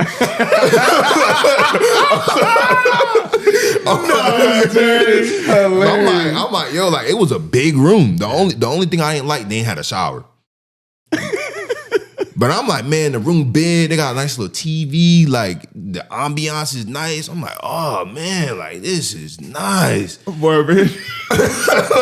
My boy, he on vacation, man. You were checked into the hospital, not a hotel. Bro. Come on. That boy writing Like- a review for the Airbnb. Like I'm in there. I'm like, like this is. I'm living the life. You know, my head hurt a little bit, but you know, I'm good. Straight. So then, like, they got me in there. They're like, yo, we about to go do a CAT scan. I'm like, okay. They go do the CAT scan, come back upstairs. The neurologist walk in. He said, I'm Dr. So-and-so or specialist so-and-so. It's Garza. I shouldn't be saying names, should I? I mean, it's not like we. Yeah. I don't know about where you was at. Okay. You ain't say what hospital. You ain't even say what time. Yeah, What's so up? he walk in there. He's like, yeah, you know, like, we did so-and-so with the CAT scans and stuff like that. And, you know, what we found was a subarachnoid hemorrhage. In my head, I'm thinking like, bro, speak English. Like, What the hell you talking about? like, what do you like? Yeah. So I'm listening, you know, because, you know, I don't want to look dumb, you know. You know, they already on edge, like, oh, his head. And, you know what I'm saying? So I'm kind of like listening, and I'm like, I'm listening to the context of what he's saying. I'm like, yo, you trying to say I had a stroke? And so he's like, essentially, yes. And so I'm like, oh, okay. Nice. So then when he left, when he left the room, I kind of started looking around the room because, like, again, I'm loopy. They got me on all types of drugs. So I'm looking around the room and I see like this orange paper and it says like stroke on there. And I'm like, oh snap, I had a stroke. All right, bet. You know, I'm like, hey, bro, watch when I get out of here. Like, I had a stroke and I'm good. Like, This boy think he done survived 9 shots like 50. I was like, okay, I'm good. So then they walk back in there. They're like, we're going to do a diagnostic angiogram to make sure that there wasn't a brain aneurysm. So I'm like, all right, okay, bet. So like, my mom and my sister in the room, and they're kind of like stressing. I'm like, man, ain't no aneurysm. Like, I'm good. So I go down there, you know, they do the diagnostic angiogram. They did it through my wrist the first time. So essentially, like, they just shoot some dye, and then the dye shoots up to your brain, and then they do the scans like that. And so after the procedure's over, the doctor's like, hey, like, you know, we went in there, we didn't find any aneurysms. So I smiled and I was like, you know, I knew you wasn't gonna find nothing. You know? I knew you wasn't gonna find anything, right? So he looked. So I look at him. I'm like, so y'all gonna let me go? And he like, nah, we're gonna keep you for the next 7 days. Ooh. Huh? So like at that point, like, I'm like, yo, like, I just overcame. I'm like, all right, 7 days. I'm gonna do my little bit and get out. Bro, talking like it's jail. You know, Bro, you are fighting for your life. What are you talking about? No, but Do listen, your little bead. no, the first 2-3 days, it didn't feel like it because I'm just like I just overcame like death. Yeah. Not me, but like, you know, I've been delivered from death, so I'm just like, bro, like I'm good. Now, mind you, they had put me on MPO, so it basically means like you can't eat. So I was on like MPO for like maybe like 16 hours. Man, they took me back upstairs. Man, my mom had some African food, like it's called collard greens, but it's just different, you know. It's made like the African way. Man, I was smacking down on that food. I was having a grand old time. So the first day passed. I'm like, all right, cool. Second day passed. I get a little headache that day, but they had told me the third day was like the danger zone. Like that's when, like, you know, it kind of flares back up. So the third day come, I'm like, oh snap. Like, oh, this is serious.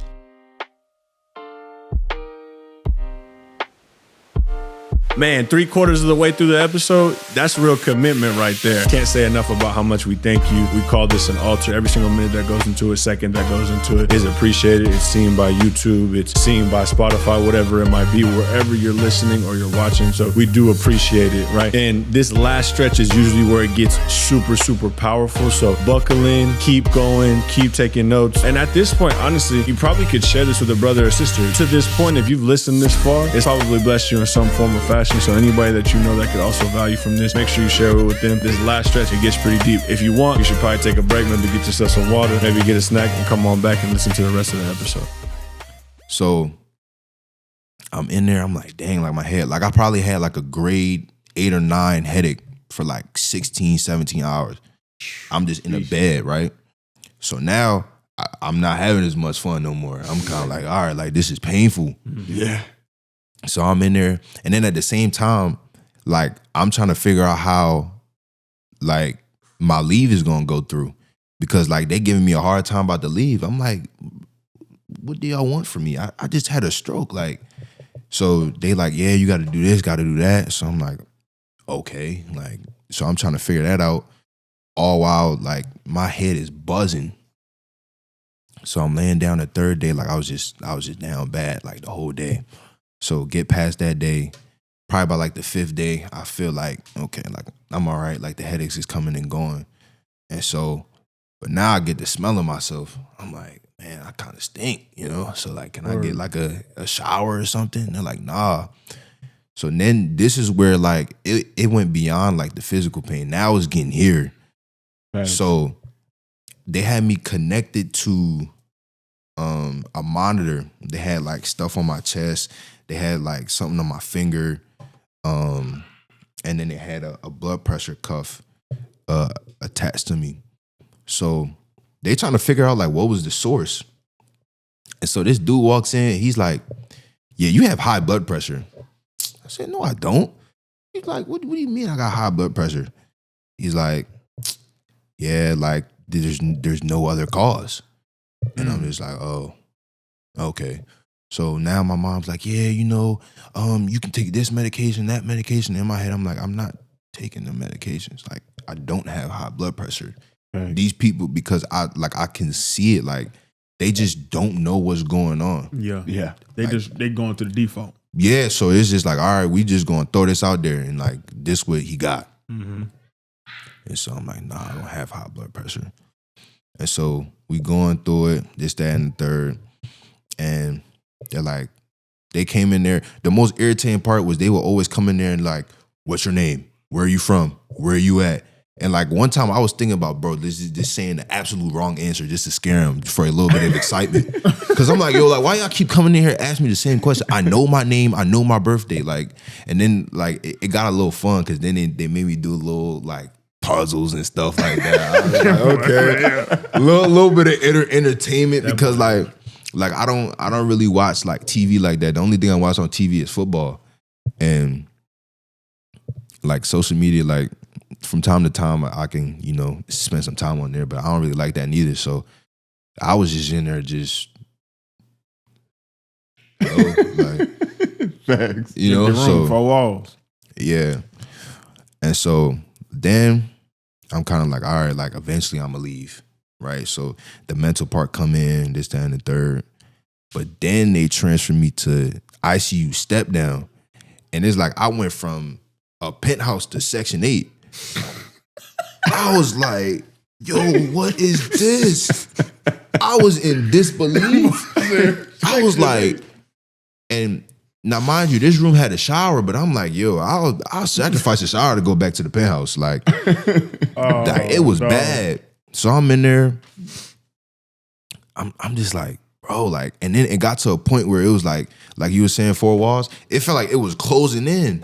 I'm just like, nah, I gotta get out of here. I remember at one point, because now I'm not on this like machine.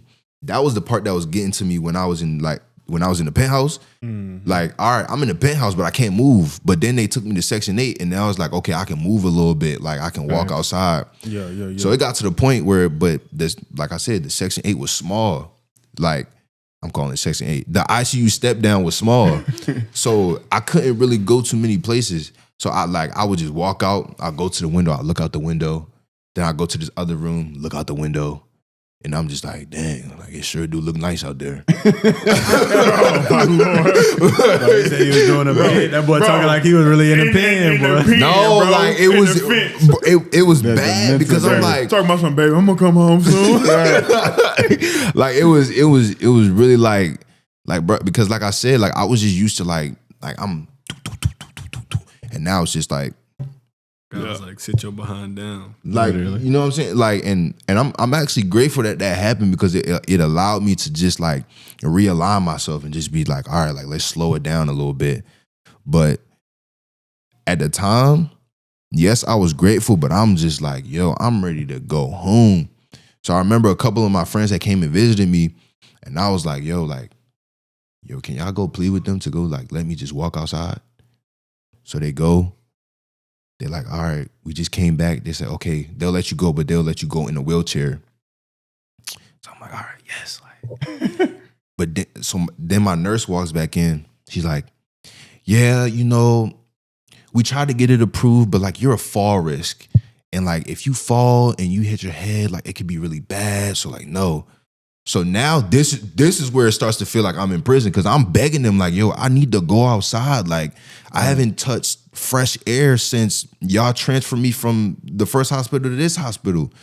So now I'm just like all right, like I'm like numb at that point. I'm just like, bro, this is disgusting. Like when are they gonna let me out?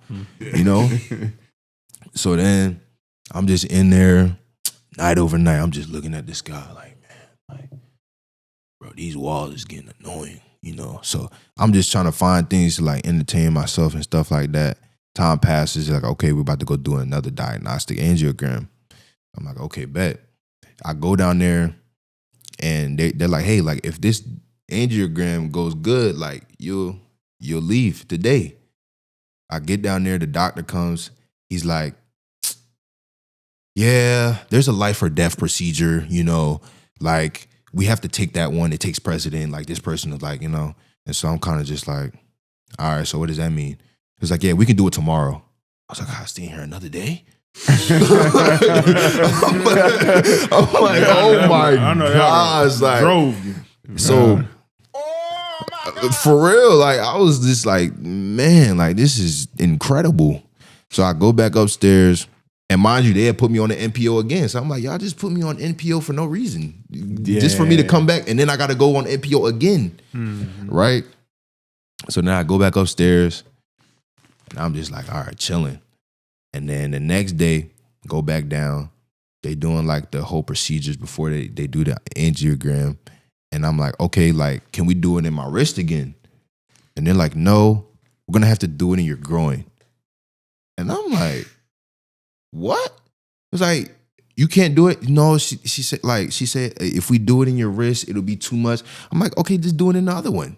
Right. Like you didn't, just do it in this one. It was like, no, like it's just like it's the same thing. It's going through your veins. Like we need to do it through your groin.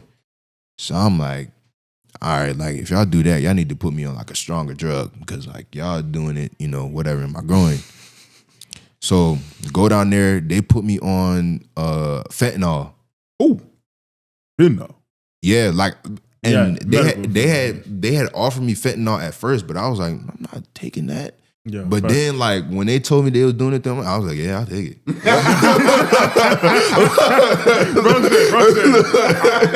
said, go and give me that fit. Like, you know what I'm saying? I'm like, we'll worry about the repercussions later. I need to get through this. You know what I'm saying? But I'm trying to go home. Y'all playing. Like, you know what I'm saying? So they put me on the fentanyl, and like that time, like I was real loopy. Like, so obviously, you know, they got to do it in my groin so that like they down there, they, you know, give me a little haircut or whatever. And I'm just topping it up with the lady, like, while she doing, no, it was a dude. And I'm just like topping it up with him. I'm like, oh, how's your day? You know, because I'm just like, I'm off my brain right now. Like, right? So then like they finish it. They're like, all right, everything's clear. But you got to go back upstairs and lay flat for 4 hours. And so I'm kind of like, okay, like that's kind of weird. But you know what I'm saying? And then like so I asked, I'm like, well, what if I gotta use the bathroom? He was like, yeah, you just gotta tilt up a little bit. And so I'm like, so I'm thinking the whole time, like, God, please don't let me have to use the bathroom. I had to use the bathroom. And then like I also had to eat. So I'm like, how am I gonna do all that and I'm laying down? And so they had me there for a little while. 4 hours passed. I'm kind of just walking back and forth. And I'm like, yo, this the release date, you know. We gotta get out. Hey, he said, I'm trying to release my FDO tape today. You know what I'm saying? My first day out tape. So they lay me down for a few hours. Then I get up. I'm like, you know, in preparation. The nurse walks in. He's like, all right, you free to go. I'm like, yes. You know, then... So now I'm thinking like life's just about to go back to normal. Like I'm cool. So then they're like, okay, like don't run, don't jump for like the next 5 days. And I'm just like, okay. And then like go see your PCP and the neurologist or the cardiologist, one of them people. And I go and they're like, yeah, well, we can't really find the source. So what we're gonna do is we're gonna put you on restrictions for 3 months. I'm just like, what kind of restrictions?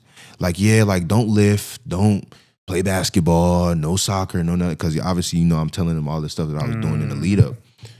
So I'm just like, what? Like, Yeah, that's tough. so like, I was going through that, and then once I got out, I'm like fighting with the hospital to give me the papers. I'm like, yo, like I need to go back to work. Like, give me my papers, please. Like, I gotta work. You know, because like, you know, I'm on the phone with the company, and I'm just like, and they're like, yeah, you know, like man, don't think you're safe. And I'm just like, dang, it's like that. Like Crazy work, bro. I'm like, oh, okay. So I'm going back and forth with like the hospitals and my PCP and all these people. I'm like, so this person don't, because I mean, it was a serious thing. So they don't want to like sign off on the papers. I go back to work and there's something happened to me while I'm at work.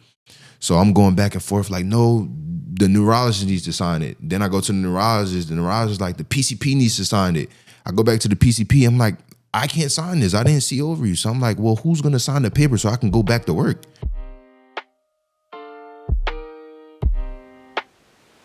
Empress Zoo family, thank you so much for sticking to about 10 minutes left of this episode. Man, you made it this far. Finish to the end. Wait for the closing prayers and the thought. That's where God really, really, really does sit in the conversation so it can get rolling in your spirit. Please be sure to give us a like, give us a comment in the comment section, and tell us about what you really took away from this. We want to make sure we are gearing our content directly to the people who need it the most. Thank you so much for watching this full episode, and make sure you get your prayer at the end. And so I'm off of work for like another 3 weeks. I'm just sitting there chilling. And then one day, it was the day before I had to go back to work. I went into the PCP. I had to turn my sales hat on. And I'm like, listen, I cannot afford for you to send me anywhere else. Like, I cannot go back to the neurologist. I can't go back to the cardiologist. Like, ma'am, I need you to sign these papers. If you don't sign these papers, like, it's going to get bad. Like, I could potentially lose my job. And like, it doesn't need to happen like that. And so, you know, that and a little bit more convincing, she was like, all right, I'll sign it. Signs the papers. I get back to work. I'm on the restrictions for about, it wasn't 3 months, it was 2 months. And so I go back to the doctor, I think November 21st. And she was like, yeah, you good. You can go. Check that out. That's dope. Amazing. That boy held there, boy. He funny. Yeah, boy. bro, Funny. you are That hilarious. boy You funny. know, if there's one thing I've learned, act like you're not in danger. You're not in danger. I mean, I agree. This scripture right here kind of tie him up. Psalm 118, 17 and 18 says, I will not die. Instead, I will live to tell what the Lord has done. The Lord has punished me severely, but he did not let me die. I think that Amen. the Lord was like, Lou, you need to sit down. So I'm going to show you what's good. I'm going to take you through all this stuff. But like, no, you need to sit your behind down. That part. Yeah, man. Man, bro, great testimony. Yeah, for sure. I'm glad that we was able to get it out onto the airways. Y'all got any more questions? We don't need to do nothing else. I don't think. So y'all got any more questions for the man? I'll just say the last thing I'd say is what would you say would be like the one thing that you took from that experience, and how has that experience kind of shifted your outlook on life itself, like the value of life, the way that you live on a day to day? What would you say would kind of be a couple of things that you took from that situation? Faith and trust. Facts. Yeah, like as crazy as that situation sounds, like kind of like what he was saying, and like it wasn't even like a act like you're not in danger. At no point did I, except for like in the beginning stages where I thought I was going to die, I didn't feel like I was in danger, because I'm just like, God gonna bring me through it, like And it wasn't until probably like maybe like the fifth or sixth day, and I'm like, this might actually be like a life or death situation that I'm in right now. But even in that, like, I was never fearful.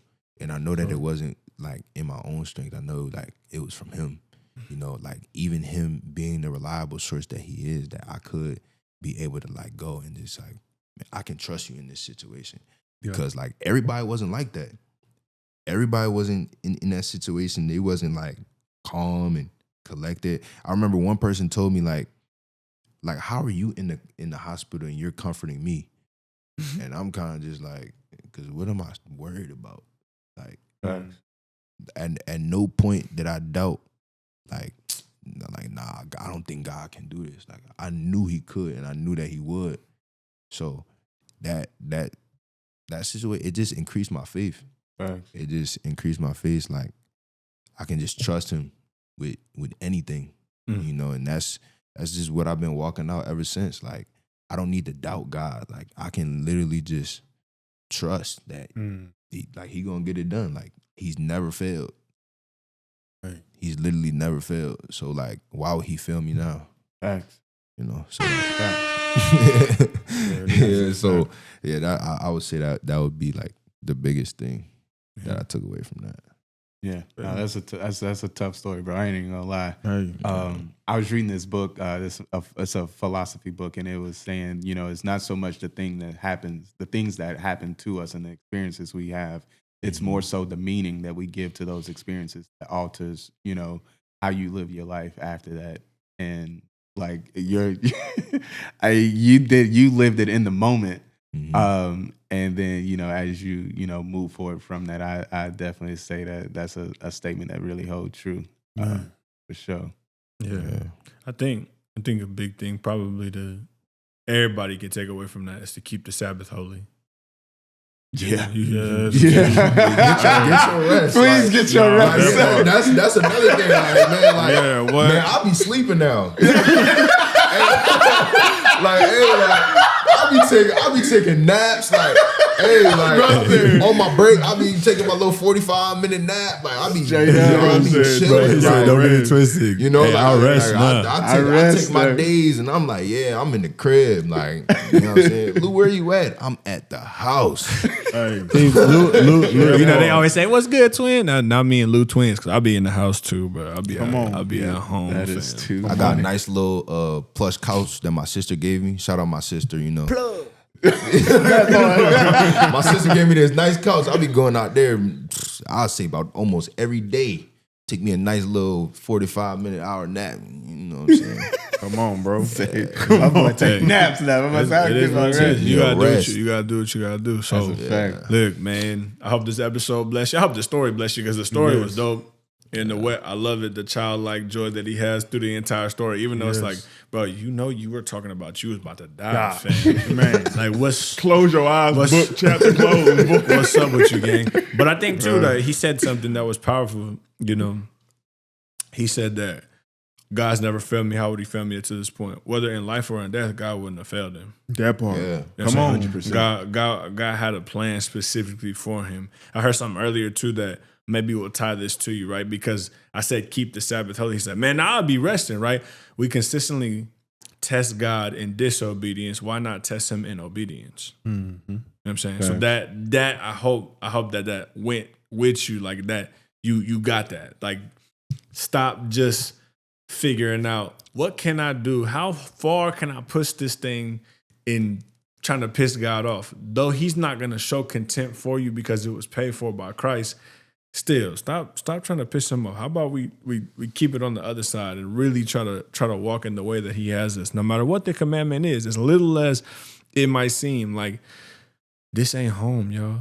We just visiting. Definitely. This ain't home, bro. Like this, we taking a piss stop, bro. At some point, you know what I'm saying? And I don't know, people might think I'm weird, bro, or whatever, but I don't know what y'all be thinking about. But sometimes I'll just stare and be like, man, what's it going to be like in eternity when I get a crown and I get to just cast it at his feet? Mm-hmm.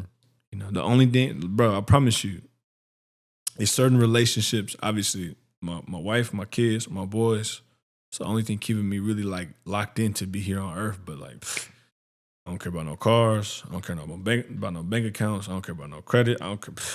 I'm gonna do all of it or whatever because I guess that's just what you're supposed to do. But like, it's all become so just like, Hey, yeah, I guess real it's talk, cool. man. There, That's bro. a I fact. thought this just kind of popped in my head, bro. Like you said, he had him either way, in life or no death. But bro, like real talk, bro.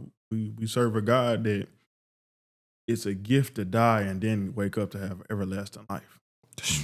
100%. Yeah.